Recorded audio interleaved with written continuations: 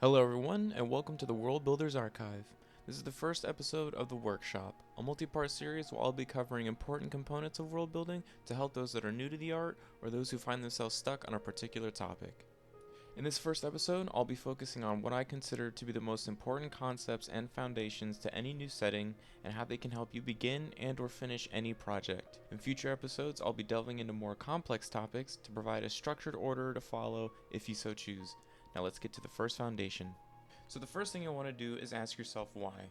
Why are you world building, and how can it serve as the basis for potential world themes? Is it for a novel, a D&D campaign, or is it just a hobby project?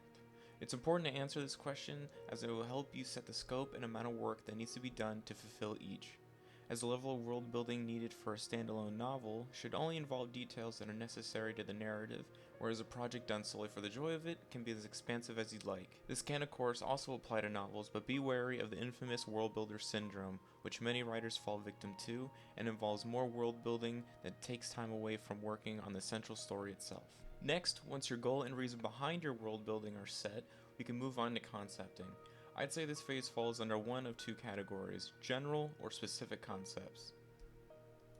General concepts tend to be more open, but run into the issue of you have too many choices and become paralyzed on what to do, whereas specific concepts are more precise but can be constraining and restrict creativity.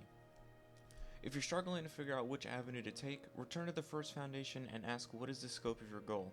If you want to write, say, a romance novel, something more specific will better suit this more focused idea, whereas if you want to write, say, an epic fantasy, a broader, more general concept would be a bit more fitting.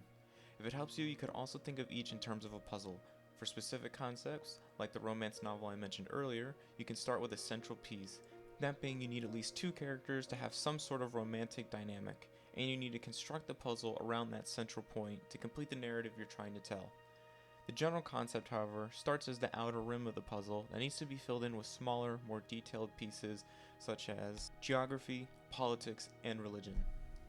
To help demonstrate these points and those to come, I'll be world building a new setting alongside you to show my thought process and present ideas that will hopefully aid you in your endeavors.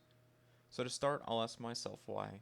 I want this project to help those new to world building or those that would like a deeper look at more specific subjects. For this new project, I'll take on the general concepts approach, and to help settle on an idea, I'll combine 3 to 5 general concepts to create depth and layers.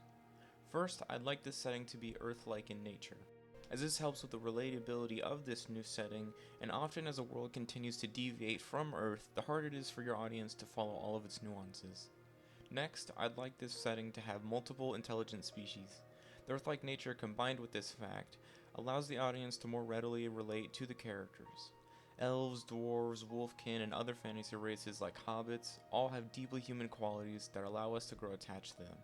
This isn't to say all of your races need to be relatively human, as some subgenres, like Eldritch Horror, revel in the inhuman. For example, which would you find more relatable? Gimli from Lord of the Rings or Smaug? While Gimli is just a dwarf, he is far more relatable and human as we see him fight for a goal and battle alongside those in a different time he would have considered an enemy, compared to a power-hungry dragon motivated solely by greed.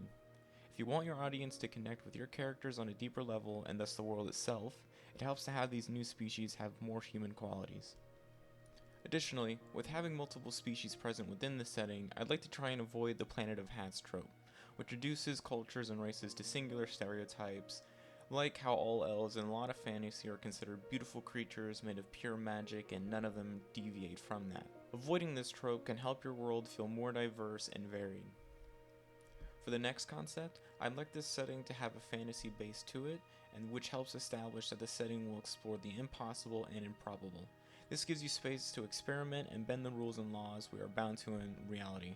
If you're looking to develop a sci-fi setting, keep in mind that the amount of experimentation and amount of rules you can break for your setting can vary depending on if you're going to develop a hard sci-fi setting or a soft sci-fi setting. Next, I'd like this world to have a magic-based technological system where magic and technology fuse into one.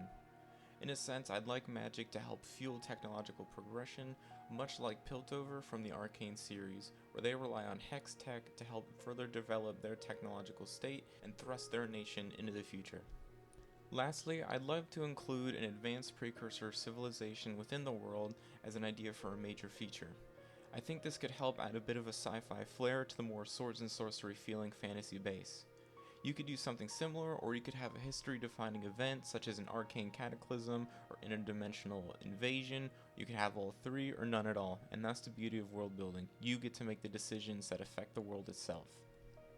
The next foundation is all about internal consistency, which is by far one of the most important rules for world building. And because we're creating a fictional world, it's okay to bend the rules of what's possible in our own world, but try not to break the rules you give your new setting. Of course, there are exceptions in the cases where you deliberately twist the established rules, but be wary of doing so if you aren't confident in its execution. And of course, it's okay to go by the rule of cool on some occasions, but it's also important to keep in mind how different aspects interact with one another. For example, if you're struggling to justify how giant monsters naturally evolved in your fantasy setting, justify it through unnatural evolution. Maybe the magic of the world mutated the creatures, or some long-forgotten god cursed them, and now the world faces the consequences and is influenced by those actions. To help demonstrate this point, imagine you're working on a novel and you establish early on that time travel isn't possible by any means, whether it be through technology or magic. Then 3 chapters on, we read about a character traveling back in time to prevent an assassination. It creates this sense that your world isn't reliable, and it's harder for your audience to immerse themselves in the world if they can't even trust the rules that you established. The final foundation is don't be afraid to be unoriginal. Forced originality is the enemy of good work, and if you feel stuck, look back to previous points and start with a single idea and add to it. For example, if we're trying to come up with a specific character, let's take Luke Skywalker and figure out a few key qualities we want to take from him. We can see in the films that he can be a compassionate and caring individual, so let's start with that. Now let's throw in the second idea. Let's say Geralt of Rivia from the Witcher series. Now the character could potentially be a tough on the outside, sweet on the inside mutant outcast. Finally, for the third idea, we could take Captain Kirk from the Star Trek series, and now we have a rebellious and risk-taking mutant that comes off as cold, but is compassionate to those close to him. To provide a quick recap, be sure to establish the why behind your world building and what purpose it serves. Settle on a specific concept or layer on several general ones, and once you've decided on a setting, be sure to establish its rules and stick to them. And lastly, it's okay to be unoriginal. Don't let fear stop you from creating the world you want to build. And remember, I'll be world building alongside you to show you my process and provide examples of all of this put into action. Join me for the next episode where we'll begin world building the fundamentals of this new setting along with the geography of the world itself. Thank you for taking the time to watch this guide, and feel free to like, subscribe, and comment any of your ideas, suggestions, or feedback in the comments down below. Take care, and happy world building.